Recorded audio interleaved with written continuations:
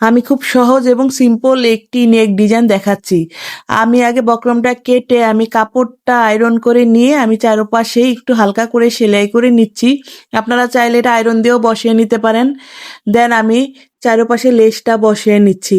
আর লেসটা কিন্তু খুব আস্তে আস্তে নিখুঁতভাবে বসিয়ে নিতে হবে।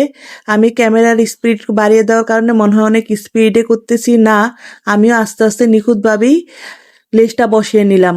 নেওয়ার পরে আমার কামিজের গলাটার সাথে আমার নেকের গলাটা আমি কেটে নিলাম। নেওয়ার পরে আমি উল্টো সাইড করে আগে উল্টো সাইডে আমি বসিয়ে পরে সেটা আমি ফোল্ড করে বা পিট করে নিব।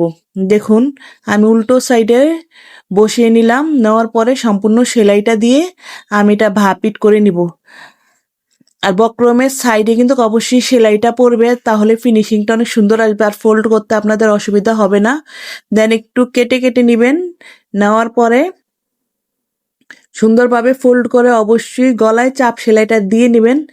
আমিও চাপ সেলাই দিয়ে নিচ্ছি, এভাবে করে আপনারা চাপ সেলাই দিয়ে নেবেন।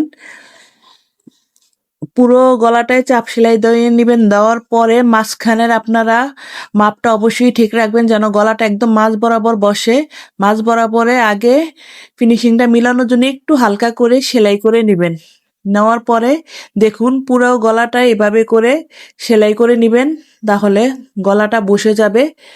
বসার পরে দেখবেন আপনারা গলাটা কত সুন্দর লাগে। আর অবশ্যই সেলাই করা শেষ করে আপনারা আয়রন করে নেবেন। আয়রন করলে কিন্তু লেসটাও সুন্দরভাবে আরও বসে যাবে আর ফিনিশিংটা অনেক সুন্দর আসবে। আমার ভিডিওগুলি কেমন লাগে অবশ্যই আপনারা আমাকে জানাবেন।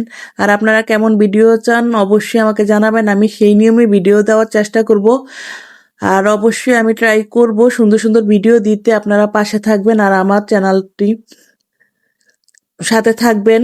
দেখুন আপনারা কতটা সুন্দর একটি নেক ডিজাইন।